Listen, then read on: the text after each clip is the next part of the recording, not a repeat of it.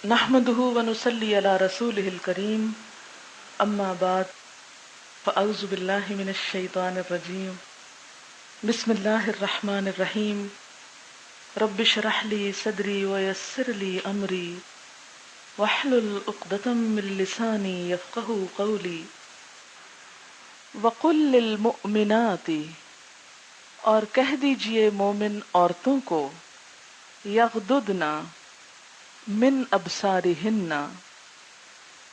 کہ اپنی نظریں بچا کر رکھیں، ویحفظن اور حفاظت کریں، فروجہن اپنی شرمگاہوں کی، ولا یبدین اور نہ ظاہر کریں، زینتہن اپنی زینت کو، الا مگر ما ظہر منہا جو ظاہر ہو جائے اس میں سے، وَلْيَضْرِبْنَ اور چاہیے کہ ڈالے رکھیں، بِخُمُرِهِنَّ اپنے آنچل اپنے دوپٹے، عَلَى جُيُوبِهِنَّ اپنے گریبانوں پر، ولا اور نہ یبدین ظاہر کریں، زینتہن اپنی زینت کو، الا مگر لبعولتہن اپنے شوہروں کے لیے، او آبائہن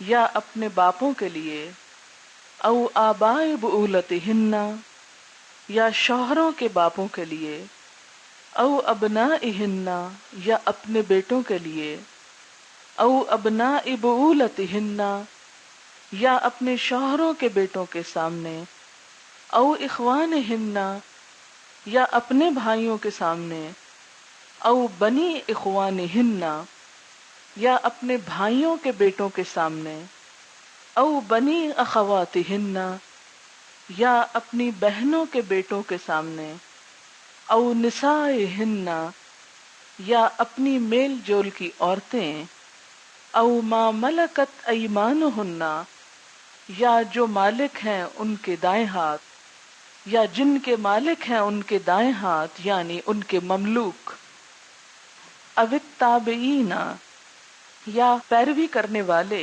یا زیر دست، غیر اولی الاربۃ جو کسی اور قسم کی حاجت نہ رکھتے ہوں، من الرجال مردوں میں سے، او الطفل یا بچے، الذین وہ جو، لم یظہروا نہیں واقف ہوئے، علی اوپر، عورات النساء عورتوں کی چھپی ہوئی باتوں کے، ولا یضربن اور نہ ماریں، بارجلہن اپنے پاؤں کو، لیعلم تاکہ جان لی جائے، ما یخفین جو وہ چھپاتی ہیں، من زینتہن اپنی زینت میں سے، وتوبوا اور توبہ کرو، الی اللہ اللہ کی طرف، جمیعاً سب کے سب، ایھا المؤمنون اے مومنو، لعلکم تاکہ تم سب، تفلحون فلاح پا جاؤ۔ اس آیت میں ایک مسلمان عورت ایک مومن عورت کو اپنا ستر ڈھانپنے کے بارے میں تعلیم دی گئی ہے۔ یاد رکھے کہ دو طرح کے احکامات ہیں اپنے آپ کو چھپانے کے، ایک ہے ستر اور ایک ہے حجاب۔ ستر کے احکامات سورۃ النور میں ملتے ہیں اور حجاب کے احکامات سورۃ الاحزاب میں ملتے ہیں۔ یہ آیت بنیادی طور پر گھر کے اندر کی دنیا میں عورت کو جس قسم کا لباس پہننا چاہیے یا جو معاملہ کرنا چاہیے اس سے متعلق ہے، کیونکہ گھر ہی میں شوہر، سسر، باپ، بھائی، بھتیجے، بھانجے، شوہروں کے بچے یا اپنی عورتیں یا مملوک یا زیر دست لوگ، نوکر چاکر یا اور بچے جو گھروں میں آتے جاتے ہیں، یہ تمام لوگ پائے جاتے ہیں۔ ان سب کے سامنے یعنی اپنے گھر کے اندر بھی ان سب کے سامنے کس حال میں رہنا چاہیے، اور اگر محرم رشتہ داروں کے سامنے کسی زینت کے چھپانے یا نہ چھپانے کی حدود معلوم ہو جائیں تو غیر محرم رشتہ داروں کے سامنے اور پھر غیر محرم عام لوگوں کے سامنے ایک عورت کو کس حال میں جانا چاہیے، اس کو زیادہ بہتر طور پر سمجھا جا سکتا ہے۔ یاد رکھیں کہ سورۃ الاحزاب سورۃ النور سے نزول کے اعتبار سے پہلے ہے، نازل وہ پہلے ہوئی ہے، لیکن ترتیب میں سورۃ النور پہلے ہے،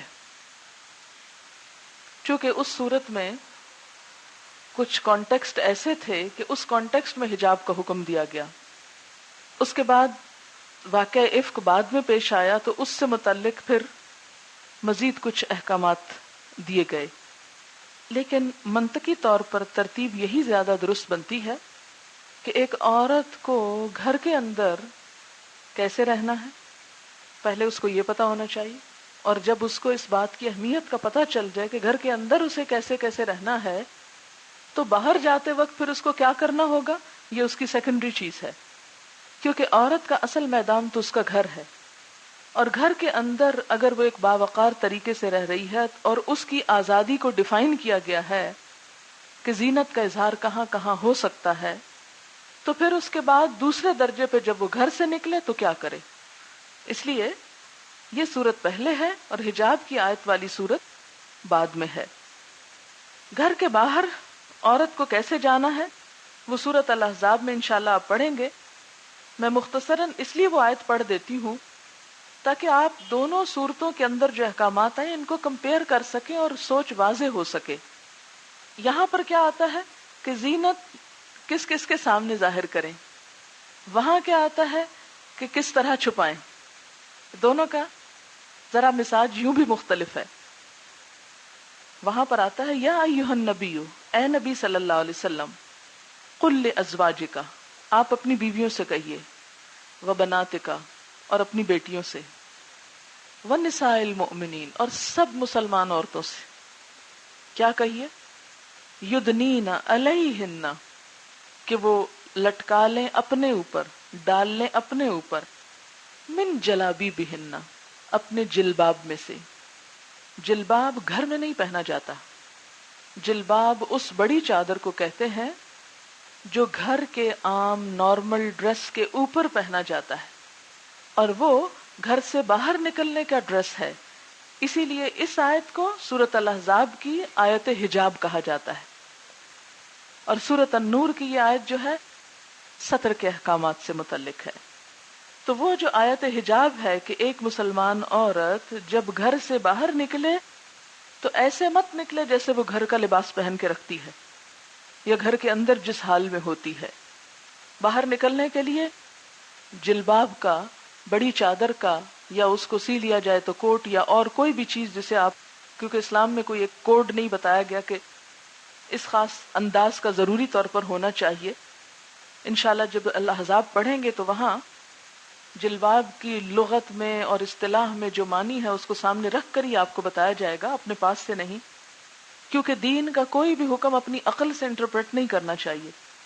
سب سے پہلے یہ دیکھنا چاہیے کہ لغت میں اس کا معنی کیا ہے اور اصطلاح میں اس کا معنی کیا ہے، اہل عرب نے اس کو کس معنی میں استعمال کیا، کیونکہ قرآن عربوں کی زبان میں اترا، اور عربوں نے ایک لفظ کو کس معنی میں استعمال کیا، ان کے ہاں اس کا مفہوم کیا ہے۔ لہٰذا جب ہم اس کو لیں گے تو صرف اس سینس میں نہیں کہ ڈکشنری میں اس کا لفظی معنی یہ بنتا، بلکہ یہ بھی دیکھیں گے کہ عربوں کے ہاں وہ کس کس معنی میں استعمال ہوا اور اس سے مراد دراصل کیا ہے، اسلام کا مطلوب کیا ہے، مقصود کیا ہے، اسلام ہم سے چاہتا کیا ہے۔ اور دوسری بات یہ کہ یہاں پر واضح طور پر ازواج النبی، بنات النبی اور نساء المومنین سب کے لیے ایک ہی حکم آ رہا ہے، کیونکہ بہت سے لوگ یہ کہتے ہیں کہ وہ ان کا پردہ تو وہ ان کا الگ تھا اور عام مسلمان عورتوں کا پردہ اس سے مختلف ہے۔ ٹھیک ہے کہ کچھ احکامات ایسے ہیں کہ جو ازواج مطہرات کے لیے خاص ہیں، لیکن آیت حجاب جو ہے یہ آپ دیکھ رہے ہیں کل ازواجکا و بناتکا و نساء المؤمنین، سب کو جمع کر لیا گیا ایک ہی لائن میں. کیا کریں؟ یدنین علیہن من جلابیبہن ذالک ادنی ان یعرفن، یہ اس لیے کہ وہ پہچان لی جائیں کہ وہ کون ہے.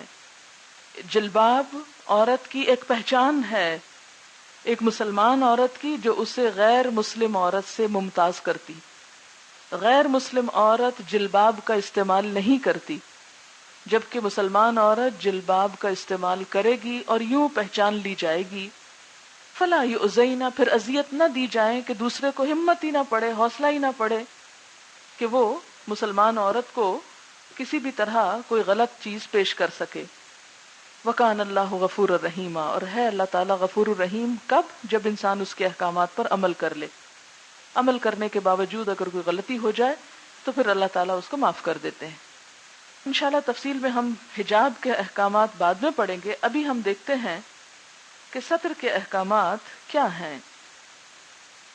ستر کا مطلب کیا ہوتا ہے؟ چھپانا، ڈھانکنا. عورت کو اپنے آپ کو کتنا ڈھانکنا چاہیے اور کہاں کہاں وہ اپنی زینت کو کھول سکتی ہے، کتنا کھول سکتی ہے، کس کس کے سامنے کھول سکتی ہے. وَقُلْ لِلْمُؤْمِنَاتِ، اور کہہ دیجئے مومن عورتوں سے، یغضضن من ابصارہن، جھکائے رکھیں، نیچی رکھیں اپنی نگاہیں، بالکل اسی طرح جیسے پیچھے مردوں کو حکم دیا گیا.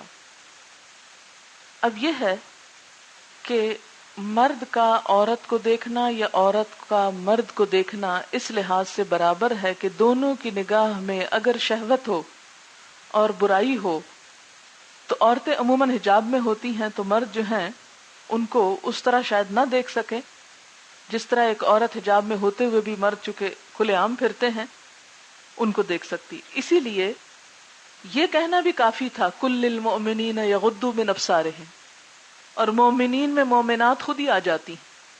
مومنین میں جہاں سارے احکامات پیچھے مومنون کو دیے گئے ہیں، اب مثلاً آپ نے سورۃ المومنون کے شروع میں پڑھا قد افلح المؤمنون، تو اس سے کیا مراد صرف مرد ہیں؟ عورتیں بھی ہیں نا. وہاں جتنے احکام دیے گئے کہ فی صلاتہم خاشعون اور عن اللغو معرضون، وہ سب کس کے لیے بھی ہیں؟ عورتوں کے لیے بھی، خود بخود انڈرسٹوڈ بات ہے. یہاں پر بھی جب یہ کہہ دیا گیا تھا کہ مومن مردوں سے کہہ دیجئے، مومنین سے کہہ دیجئے، تو اس میں انڈرسٹوڈ ہے کہ عورتیں خود بخود شامل ہو جاتی. لیکن اس حکم کی نزاکت کو اور اس حکم کی اہمیت کو مد نظر رکھتے ہوئے اللہ تعالیٰ نے خاص طور پر پھر عورتوں کا نام لے کر دوبارہ یہ بات دہرائی، اور اس کے ساتھ مردوں سے زیادہ جو مزید اس کو کام کرنے ہیں وہ بھی بتا دیے گئے.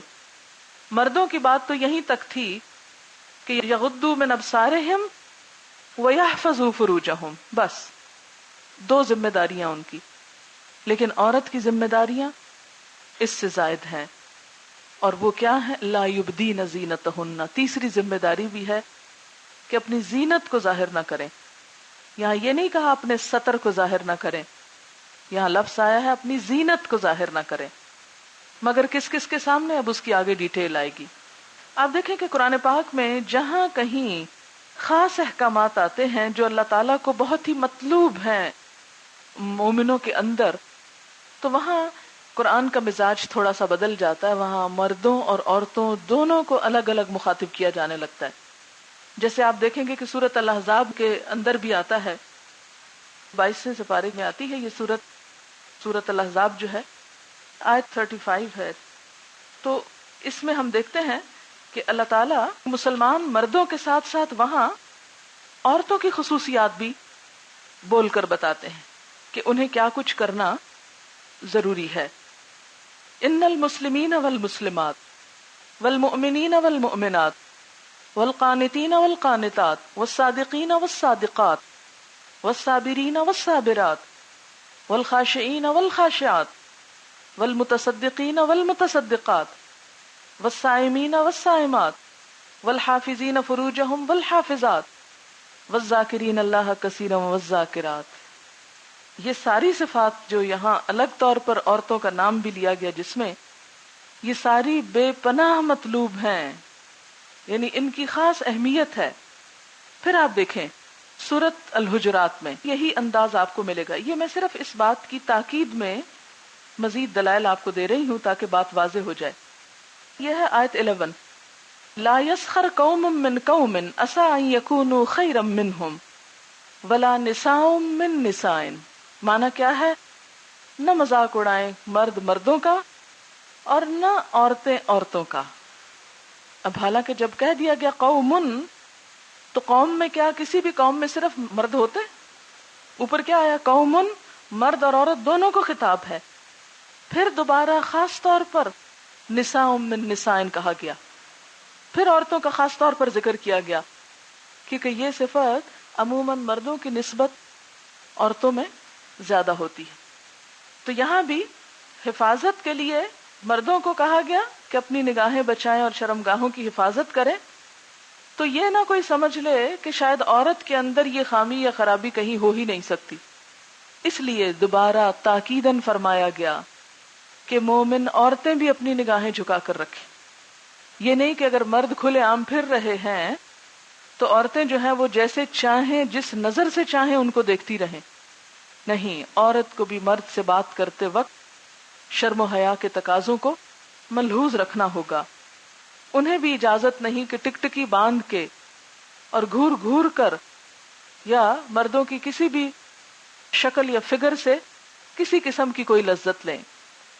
اور مزید وَيَحْفَظْنَ فُرُوجَهُنَّ، اور اپنی شرمگاہوں کی بھی حفاظت کریں۔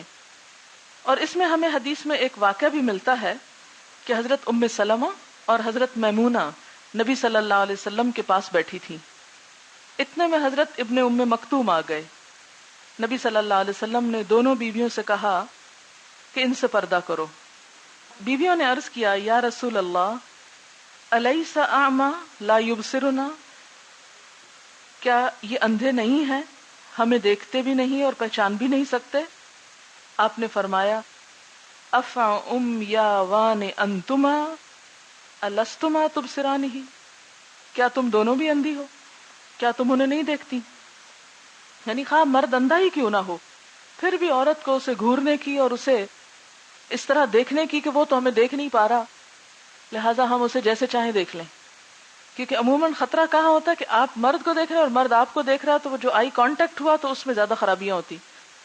تو اس سے کوئی یہ نہ سمجھ لے کہ اگر مرد نہیں دیکھ پاتا اور عورت اس کو پردے کے پیچھے سے یا اس کے نابینا ہونے کی وجہ سے یا کہیں کھڑکی سے یا کسی سوراخ سے یا کسی بھی جگہ سے جیسے چاہے اس کو دیکھتی رہے، یا ٹیلی ویژن کی اسکرین پر جیسے چاہے جس اینگل سے مرضی اسے دیکھے اور جو چاہے اس سے ایسوسیشن وابستہ کرے یک طرفہ طور پر، تو اس کی بھی اجازت نہیں ہے۔ حضرت ام سلمہ اس حدیث کی تصریح کرتی ہیں کہ یہ واقعہ اس زمانے کا ہے جب پردے کا حکم آ چکا تھا، کہ اس میں یعنی یہ جو مخلوط مجالس ہیں مردوں اور عورتوں کا ایک جگہ بہت قریب بیٹھ کر آنکھ میں آنکھ ڈال کر بات کرنا، اس کو کنڈیم کرتا ہے۔ حضرت عائشہ رضی اللہ تعالی عنہ کے پاس ایک نابینا شخص آیا تو انہوں نے اس سے پردہ کیا، یعنی اس کے پاس آ کے نہیں بیٹھی، کیونکہ آپ دیکھیں کہ مردوں کے جسم سے بھی ریز نکلتی ہیں، عورتوں کے جسم سے بھی، تو یہ جو پریزنس ہوتی ہے نا بہت قریب مرد اور عورت کی، اس سے بھی کئی قسم کی خرابیاں ہوتی ہیں۔ تو انہوں نے کہا یہ تو آپ کو نہیں دیکھ سکتا، تو حضرت ام المومنین نے فرمایا میں تو اسے دیکھتی ہوں۔ دوسری طرف ہمیں یہ حدیث بھی ملتی ہے کہ 7 ہجری میں حبشیوں کا وفد مدینہ میں آیا، یہ بخاری کی روایت ہے۔ تو مسجد نبوی کے احاطے میں اس نے ایک تماشا کیا، ایک کھیل کھیلا گیا۔ نبی صلی اللہ علیہ وسلم نے حضرت عائشہ کو یہ کھیل دکھایا۔ اب کیا تھا کہ وہ مرد اپنا کھیل کھیلنے میں مصروف ہیں، وہ حضرت عائشہ کی طرف نہیں دیکھ رہے یا وہ حضرت عائشہ سے مخاطب نہیں ہیں، اور حضرت عائشہ بھی اس کھیل میں یہ نہیں کہ ضروری طور پر مردوں ہی کو گھوریں، کیونکہ کھیل میں کیا ہوتا ہے کہ انسان عموماً کھیل کی طرف زیادہ نظر ڈالے ہوئے ہوتا ہے، تو اس سے پتہ چلتا ہے کہ مطلقاً دیکھنا منع نہیں ہے۔ یعنی جو پہلی جو 2 حدیثیں میں نے بتائی ہیں اس سے یہ کوئی مطلب یہ نہ لے کہ عورت کے لیے کسی مرد کو دیکھنا مطلقاً حرام ہے یا بالکل حرام ہے، نہیں، دیکھ سکتی ہے عورت، بات کر سکتی ہے عورت، لیکن یغضضن من ابصارہن، ان خاص نگاہوں کو بچانے کا حکم اسی طرح ہے جیسے مردوں کو بچانے کا حکم ہے. فاطمہ بنت قیس کو جب ان کے شوہر نے 3 طلاقیں دے دی تو سوال پیدا ہوا کہ عدت کہاں گزاریں. پہلے حضور صلی اللہ علیہ وسلم نے فرمایا ام شریک انصاریہ کے ہاں رہو. پھر فرمایا نہیں، وہاں تو میرے بہت سے صحابہ آتے جاتے ہیں، کیونکہ وہ مالدار فیاض خاتون تھی اور بکثرت لوگ ان کے ہاں مہمان آتے تھے اور وہ ان کی ضیافت کرتی. پھر کہا نہیں، تم ابن ام مکتوم کے ہاں رہو، وہ اندھے آدمی ہیں، ان کے ہاں بے تکلف رہ سکو گی، یعنی وہ مشکل نہیں ہوگی جو وہاں پر ہو سکتی ہے. تو اس سے یہ پتا چلتا ہے کہ عورتوں کا مردوں کو دیکھنا اتنا خطرناک نہیں جتنا عورت کو زیب و زینت میں دیکھنا مرد کے لیے خطرناک ہو سکتا ہے. تو اس لیے اگرچہ الفاظ دونوں کے ایک ہیں، لیکن حدیث کی تفصیل ہمیں دونوں کا فرق بتا دیتی ہے. اسی لیے قرآن کو صرف قرآن سے سمجھنا درست نہیں. اس کے لیے ضروری ہے کہ نبی صلی اللہ علیہ وسلم کی سیرت دیکھی جائے کہ پریکٹیکلی اس کا حکم کیا ہے. اگر ہم اس کو صرف قرآن سے تفسیر کریں تو بالکل ہی زندگی کا نقشہ الٹ جائے.